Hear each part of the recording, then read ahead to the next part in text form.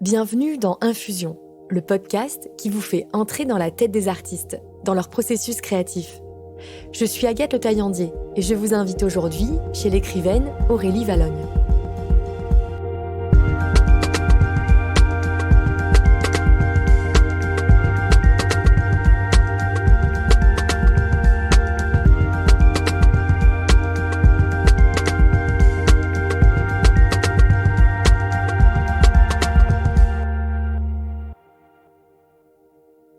Romancière à succès, c'est sur une plateforme d'auto-édition qu'elle est repérée un jour grâce à des lecteurs devenus très vite fans de son premier roman, Mémé dans les orties. Depuis, Aurélie Vallogne n'a cessé d'écrire, toujours à la recherche de l'émotion juste qui viendra toucher ses lecteurs en plein cœur. Elle en est aujourd'hui à son 7e roman et vient de créer chez Flammarion les personnages de Clovis et Oups dans des albums jeunesse co-signés avec le dessinateur et aquarelliste François Ravard. C'est une nouvelle expérience qui l'enchante et qui confirme son goût très prononcé pour les récits d'enfance. Aurélie Vallogne vit à Dinard, face à l'océan, et même si je la rencontre un jour de pluie, l'horizon que l'on voit depuis son bureau où elle écrit semble être une vue parfaite pour trouver l'inspiration. Alors c'est vrai que jusqu'à présent, j'avais pas de chambre à moi. J'avais pas cette pièce fermée avec une porte dans laquelle les enfants ou mon mari ou ma chienne n'avaient pas le droit de rentrer. Et depuis qu'on habite ici, donc on a la chance d'avoir plusieurs pièces dans la maison. Et c'est effectivement un endroit qui m'apaise. Tous les murs sont bleu nuit. J'ai mon petit fauteuil dans lequel je lis, dans lequel je prends plein de notes, dans lequel je réfléchis et dans lequel j'écris aussi. C'est vrai que jusqu'à présent, j'écrivais toujours dans les cafés. En Italie, c'était le cas notamment. J'aimais bien l'idée d'aller au travail. Donc le matin, avec les enfants, on se levait tous, on partait. Je les accompagnais à l'école et je revenais me poser dans le café en face de chez nous. Et ça a très bien marché pour mes 3-4 premiers romans. Et puis, on a déménagé et ça a été plus compliqué pour moi ici de trouver un lieu qui pouvait m'accueillir du matin de 9h jusqu'à 16h. Donc j'essaye toujours d'écrire dans les cafés, dans les hôtels, toute ma journée. Voilà, je cherche des lieux comme ça. Mais de temps en temps, j'ai des phases d'écriture, notamment celle dans laquelle je suis en ce moment, qui est plus une phase de recherche sur mon sujet, où j'ai besoin de mes livres autour de moi. Cette phase de documentation dont vous parlez, par exemple, en ce moment, c'est autour de quel sujet, si vous avez envie d'en parler? C'est peut-être pas forcément le cas. Alors effectivement, j'ai pas trop envie d'en parler parce que déjà, je suis toujours libre de changer même de sujet. Mais là, en plus, c'est un thème tout à fait nouveau qui reste sur la famille, sur les relations intergénérationnelles, sur l'absence, sur le manque. Donc voilà, donc j'ai beaucoup de lectures sérieuses, j'ai des essais, j'ai des témoignages, et puis je peux lire aussi quelques romans, mais c'est de plus en plus rare les romans. Et là voilà, vraiment, je suis dans une plongée avec ce thème-là, même la musique que je peux écouter dans mon bureau. Elle est d'une certaine mélancolie, on va dire, et ça m'aide à tirer le fil de ma pensée. Et quand j'écris, en ce moment, j'écris à la main dans les carnets et ça sort vraiment tout seul, voilà, au diapason avec cette immersion dans des émotions plutôt plus sombres. Et ça m'intéresse sur ce processus-là, c'est simultané, le moment où vous prenez des notes, donc à partir de toutes ces lectures dont vous venez de nous parler, et le moment où vous commencez à écrire et donc à laisser se déployer votre propre voix. Alors c'est plutôt 2 étapes différentes, le moment entre lequel je peux faire plein de recherches et celui où je plonge dans l'écriture. En fait, moi souvent, je prépare mon roman, on va parler notamment du roman, je le prépare en amont pendant 4 mois à peu près. 4 mois pendant lesquels j'ouvre pas l'ordinateur du tout. C'est 4 mois de recherche, 4 mois d'interview, ça dépend de mon sujet. Mais par exemple, quand j'avais parlé d'échecs scolaires, j'avais interviewé énormément d'enseignants, de directeurs d'école, de CPE, d'orthophonistes. Donc voilà, donc souvent voilà, je me déplace, je suis sur le terrain. Et après, ce qui m'intéresse énormément, donc là, à ce moment-là, je prends des petites notes, je construis mes personnages, j'essaie de définir, voilà, comment ils s'appellent, qu'est-ce qu'il aime le plus dans la vie, qu'est-ce qu'il n'aime pas. Donc, je remplis tout ça dans des carnets. C'est sous forme de notes, justement, de bribes, ou ce sont des paragraphes? Quelle structure ça prend? Je réfléchis pas du tout. C'est vraiment, je lance tout ce que j'ai. Parfois, je vais pas me rendre compte, mais il y a la description du personnage, elle est posée telle quelle, et je vais la retaper telle quelle après dans l'ordinateur. Mais souvent, c'est en arborescence, hein, ça part dans tous les sens. Il y a pas vraiment j'ai envie de dire de structure. Je me lève pas le matin en me disant tiens, je vais travailler sur tel sujet ou tel angle. C'est vraiment ce qui vient au jour le jour, mais chaque jour j'avance pendant 4 mois sur ce process. Donc vraiment des recherches sur mon thème en particulier, sur mes personnages et sur la structure du roman. Je veux savoir comment je commence, comment chacun des personnages évolue et quelle est la fin. Quand j'ai tout, là, j'ouvre l'ordinateur et je fais un truc que peu de personnes font. Je fais mon plan sur Excel. Donc vraiment, je détaille chapitre 1, qui est dans la scène, où se passe la scène, quel est le rôle pour le lecteur et pour l'intrigue, quel est le rebondissement final, chapitre 2, etc. Et donc je déroule tout, ce qui me fait après en impression un format A3. Et quand j'ai ça, c'est devenu ma Bible. C'est à ce moment-là que je prends l'ordinateur, je prends mon petit carnet de notes, la feuille A3, et je pars m'isoler. Donc je quitte ma maison en Bretagne. Et pendant une quinzaine de jours, je m'enferme dans une chambre d'hôtel et j'en sors pas tant que j'ai pas mis le point final. Et donc là, c'est vraiment la première fois que j'écris. C'est un vrai premier jet.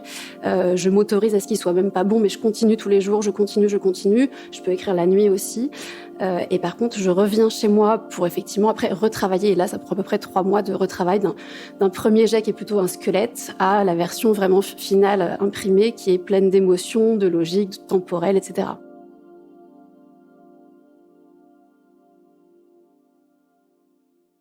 Qu'est-ce que vous retravaillez précisément entre ce squelette et la version finale? C'est les détails, c'est les descriptions. Vous parlez des émotions aussi. C'est peut-être un travail psychologique plus approfondi. C'est ce genre de choses qui prend forme à la 3e étape, on va dire. Effectivement, à la 3e étape, donc entre le moment où j'ai mis le point final de mon premier jet, je laisse passer en gros une dizaine de jours sans retoucher, sans réfléchir. J'essaie de l'oublier au maximum pour passer de l'écrivaine à l'éditrice, lectrice. Et donc, en fait, je l'imprime. Et quand je l'imprime, je prends mon petit crayon. Et à ce moment-là, je vais pouvoir prendre du recul et vraiment avoir un œil critique comme n'importe quel lecteur pourrait avoir. Et donc, à ce moment-là, je me dis, bon, ici, ça va trop vite. Ici, on n'y croit pas. Là, vraiment, on comprend pas pourquoi elle agit comme ça. Ici, gros problème de temporalité. Il y a 3 pages, on était en août, et là, d'un seul coup, on est déjà en avril. Et ensuite, je classe tous ces petits défauts, je dirais, en plusieurs catégories. Donc, temporalité, évolution des personnages, style. Et ensuite, je vais retravailler les chantiers par chantier les plus gros. Donc, par exemple, si j'ai un énorme problème d'évolution de personnage ou d'attachement à mon protagoniste, bon, bah, ça va être mon chantier principal.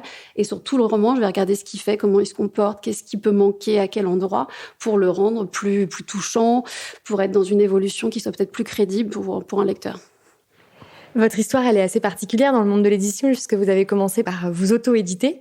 Est-ce qu'on peut revenir un peu sur vos débuts en écriture ? J'ai eu une autre vie avant d'écrire. J'ai commencé à écrire à 29 ans.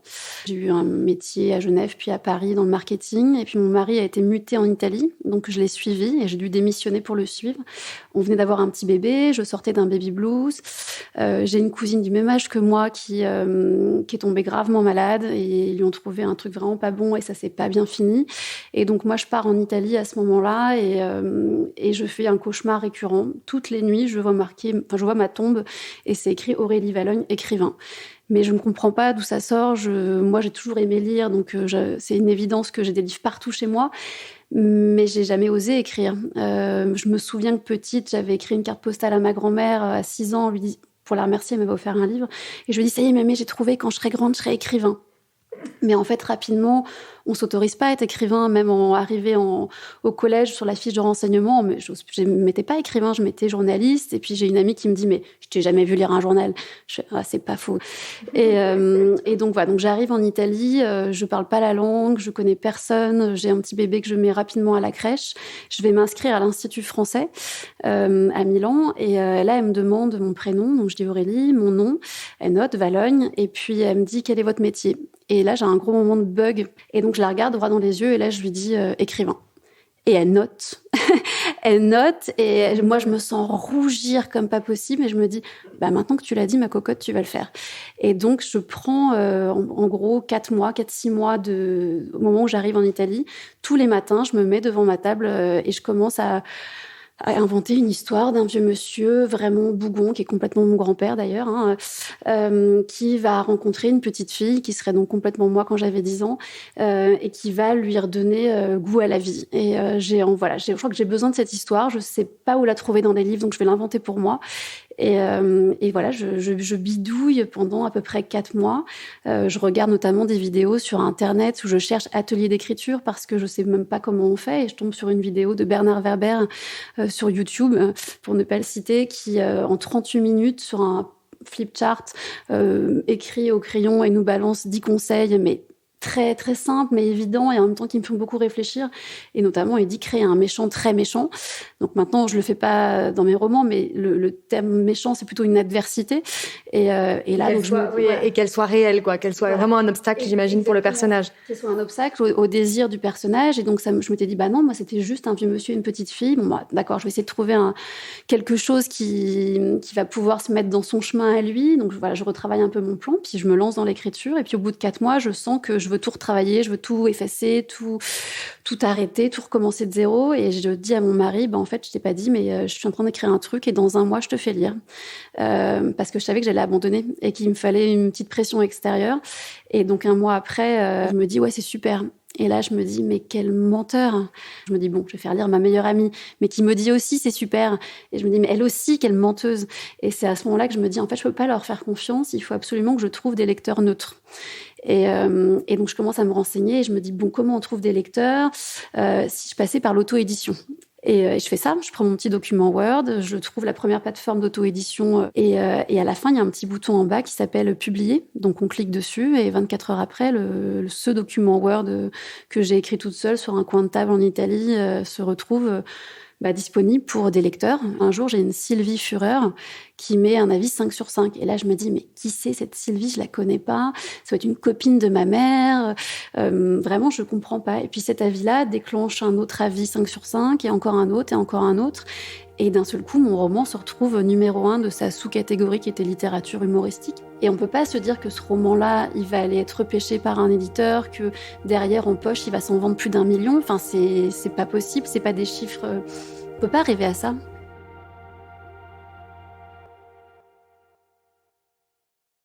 Qu'est-ce qui marchait si bien dans Mémé dans les orties, selon vous? Alors, je pense que c'est une histoire qui faisait du bien. C'est une histoire qu'on n'avait pas vu venir parce que les histoires de vieux monsieur, bougons, de relations intergénérationnelles, il y en avait pas tant que ça, voire il y en avait pas. Moi, je suis très sensible à ces relations-là parce que j'ai passé des moments extraordinaires dans ma vie avec mes grands-parents, ma grand-mère d'un côté, mon grand-père de l'autre. Ils m'ont enseigné des tonnes de choses. C'est les premières personnes qui m'ont parlé comme à une adulte, même si j'avais 6 ans, qui te considèrent pour de vrai, qui t'écoutent.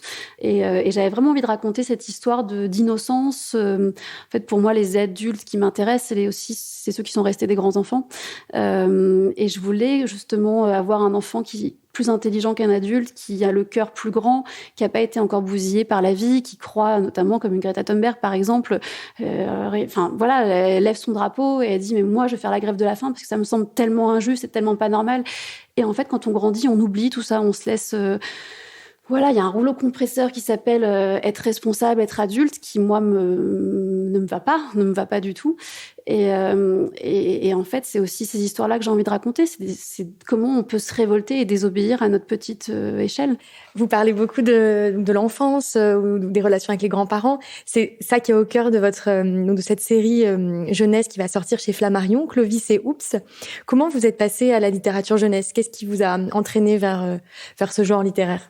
Alors, je sais même pas si on peut dire que je passe à la littérature jeunesse parce que les histoires que j'écris, je me suis déjà rendu compte, donc les romans, j'ai des lecteurs de 8 ans et demi, qui viennent me voir d'ailleurs en dédicace. Je me suis rendu compte que les histoires qui me touchaient, elles pouvaient être lues par un public extrêmement large, des gens qui ont fait des études, des gens qui sont profs, comme d'autres qui lisent pas un livre ou seulement les miens ou un par an. En fait, j'arrive à toucher par des histoires en apparence très simples, tout un panel de personnes extrêmement différentes. C'est vrai que écrire pour les enfants, je crois que je l'ai toujours fait sans avoir utilisé leur canal. Et là, c'est la première fois où l'histoire que j'écris effectivement avec Clovis et Oups, c'est exactement les mêmes histoires que je peux écrire pour des adultes.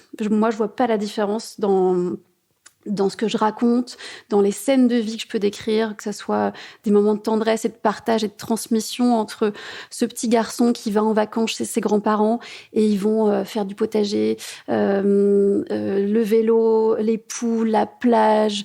C'est vraiment des scènes de vie classiques que tout le monde a pu vivre, qu'on soit né il y a 100 ans ou il y a peut-être 10 ans.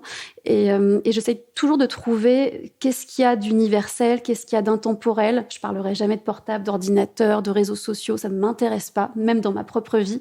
Donc dans les histoires que je mets dans mes romans ou histoires pour enfants, il n'y aura pas. Mais par contre, voilà, c'est les mêmes histoires. C'est juste que pour Clovis et Oups, j'avais envie de prendre la voix de ce petit gamin. Donc je me mets dans sa peau, c'est lui qui raconte. Mais ce qui, moi, me plaît, c'est qu'il raconte les bêtises des adultes, les incohérences d'éducation des adultes. Et c'est là où, même pour un lecteur qui n'a pas 5, 6, 10 ans, mais plutôt un parent, un grand-parent, il va trouver à sa hauteur un petit clin d'œil, un truc qui le fera rire, parce que je m'adresse effectivement à tout le monde, que ce soit en version illustrée ici par François Ravard, qui est voilà, un aquarelliste extraordinaire, ou dans mes romans où il n'y a pas le dessin, mais on retrouve quand même la même tendresse, les mêmes émotions, la même force et l'intensité d'émotion. Donc Clovis, c'est un petit garçon et Oups, c'est le chien qui l'accompagne. Et c'est ce duo qu'on suit dans ses albums jeunesse, donc en vacances, en l'occurrence pour Marin d'eau douce et La Belle Vie, qui sont 2 des albums de cette série. Et on les suit notamment en vacances chez les grands-parents. Donc il y a aussi ce personnage du grand-père râleur qui est important pour vous. C'est les souvenirs d'été. Je trouve qu'il y a une belle place qui est laissée au paysage dans ces 2 albums. Et du coup, au rapport à la nature, à une forme de joie aussi dans la nature. Oui, parce qu'en fait, souvent, on entend des enfants qui disent « je m'ennuie, je sais pas quoi faire ». Et puis la solution de facilité que tous les copains peuvent avoir, c'est effectivement soit la télévision, soit la console.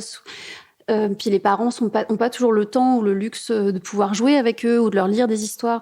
Et c'est vrai que chez les grands-parents, moi j'ai des souvenirs l'été aussi où potentiellement, on pouvait s'ennuyer, mais s'ennuyer, ça veut dire que d'un seul coup, on va regarder les gouttelettes le long de la vitre qui font la course les unes contre les autres parce qu'il a plu. On va regarder l'escargot qui va à 2 à l'heure. On va dans le jardin et on en profite pour écouter les oiseaux, se dire tiens, c'est quoi celui-ci? C'est une mésange ou j'en sais rien. Et donc oui, j'avais vraiment envie de raconter ces petits cadeaux de la vie, ces petits bonbons, toutes ces choses que moi peut-être que j'ai pas su comprendre tout de suite quand j'étais enfant, ou juste on dit oui, bah, d'accord, c'est une coccinelle. Mais en fait, d'un seul coup, j'ai l'impression qu'en grandissant, ces petits moments-là, moi j'ai envie de les figer dans le temps parce que elles nous construisent en tant qu'adultes, en tant qu'être humain, à respecter effectivement la beauté, le monde qui nous entoure. Et à sa hauteur d'enfant, lui, mais il adore la vie. Enfin, ce qu'il préfère au monde, c'est Clovis, c'est courir plus vite que le vent, c'est plonger dans les vagues. Et à quel moment, nous, on a oublié de le faire en tant qu'adultes.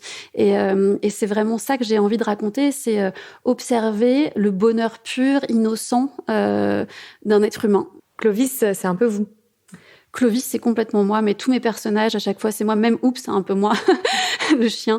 Mais oui, et puis Clovis, là, en plus, François, il est sympa. Il a fait une petite tête de blondinet et c'est mes 2 fils. Ils sont comme ça.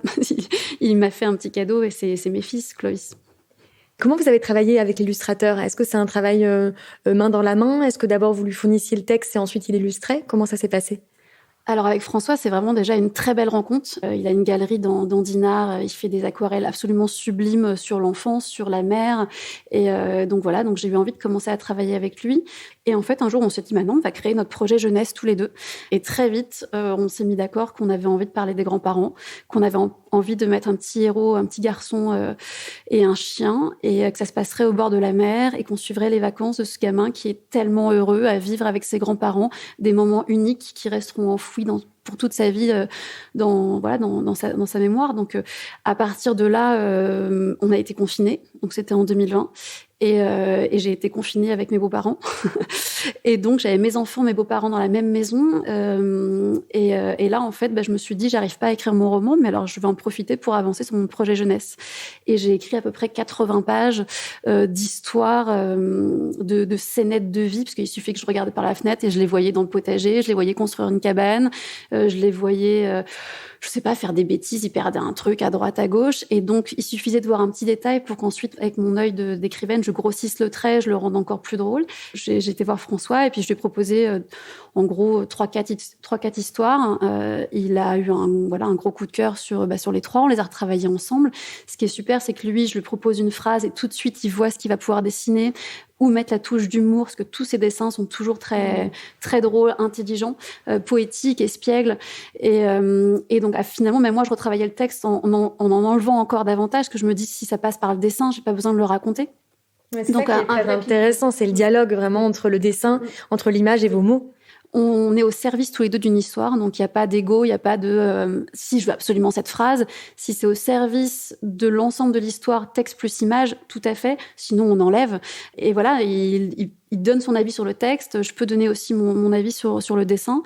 On a toujours envie, de se dire que sur chaque page, il y a un petit détail, notamment pour l'enfant, à lui d'aller découvrir, tiens, quelle est la bêtise que Oups est en train de faire, où est caché le crabe, où est caché le goéland, parce qu'effectivement, le parent va peut-être lire l'histoire à voix haute, mais l'enfant, il écoute l'histoire, mais il passe son regard et regarde chaque détail que François a complètement pensé. Donc c'est une rencontre incroyable avec François Ravard que j'espère va durer le plus longtemps possible parce que on s'amuse tous les deux. Là, on est en train de faire les tomes suivants et là, on a tellement d'idées que faut se canaliser. Mais ce qui marche bien, effectivement, vous le dites, c'est le fonctionnement en scénette. C'est vrai que à la fois, on a l'impression de suivre un fil. Donc, c'est les vacances de ce petit garçon loin de ses parents avec ses grands-parents. Donc, toute la joie et la liberté que ça offre. Et en même temps, à l'intérieur de ce fil, il y a des moments assez denses construits sous forme de vignettes. Ce qui était hyper important, c'était effectivement de pouvoir se dire, un enfant, une fois qu'il va le prendre contre lui, ce petit livre, et dire, mais tu sais, c'était l'histoire où ils vont chercher les crabes. Alors oui, ça va être quoi, le début, le milieu et la fin? Ou alors l'autre histoire, La Belle Vie, c'est l'histoire quand on les suit sur une journée entière de vacances et qu'ils font ça, ils font ça, ils font ça. Donc j'avais vraiment besoin que un enfant à sa hauteur puisse se souvenir de l'histoire, mais d'un autre côté, qu'à aucun moment, il y ait une page sur laquelle on puisse s'ennuyer, ou ça bute, ou ça ralentisse. Déjà, je le fais pas dans mes romans, mais un enfant à sa hauteur de vie, une page qui va représenter 5 minutes, c'est presque 10 ans de sa vie. Donc lui, il n'a pas du tout envie de s'ennuyer. On n'a pas le luxe, quand on écrit pour les enfants, que de dire c'est pas grave, cette blague est pas très drôle, mais la prochaine elle sera super. Il va déjà nous lâcher et tant pis pour toi. Donc vraiment, je pense que l'enfant est encore plus exigeant que l'adulte. Donc on avait vraiment à cœur avec François de se dire qu'à chaque page, on a des petits détails dans le dessin ou dans le texte qui fait que tout de suite ça accroche. Et en fait, l'histoire, si on travaille bien de notre côté, ça va devenir l'histoire préférée qu'on aura envie de relire tous les soirs, parce qu'on va entendre quelque chose de différent, on va pouvoir trouver un petit détail de différent. Et voilà, donc c'est un lecteur très exigeant, l'enfant.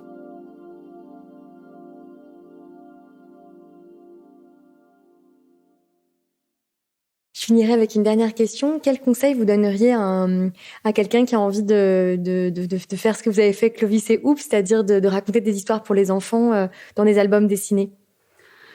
Alors moi, c'est le tout début, donc des conseils, faudrait demander à Marie-Aude Muraille notamment, plus qui aurait 50 milliards de conseils. Par rapport à votre expérience du coup récente et personnelle.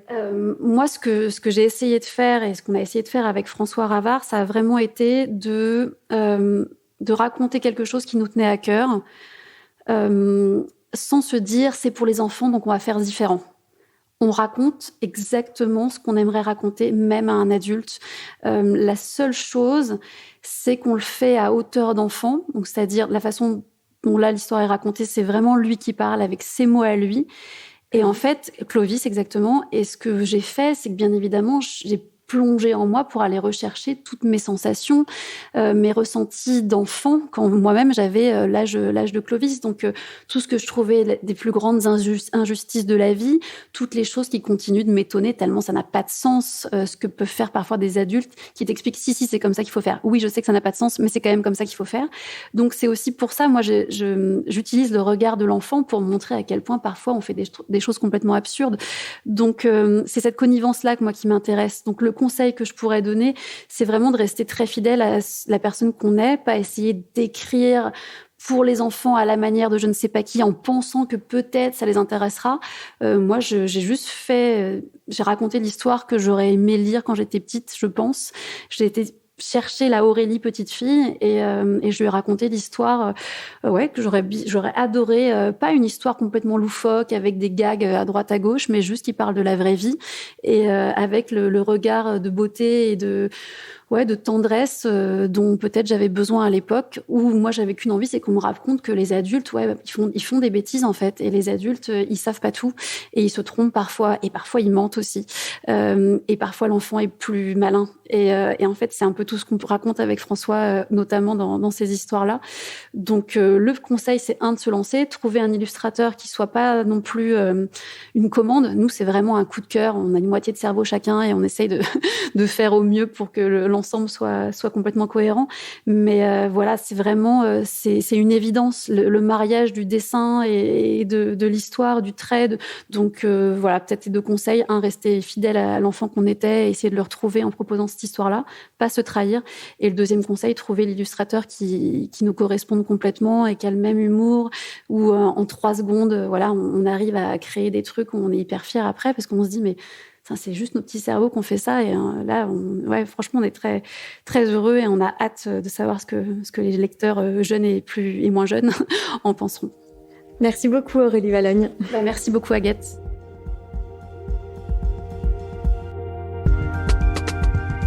C'était le podcast Infusion de la Fnac, en compagnie d'Aurélie Vallogne, à retrouver sur le site l'éclaireur.fnac.com. Ce podcast est produit par Louis Créative, l'agence de création de contenu de Louis Média.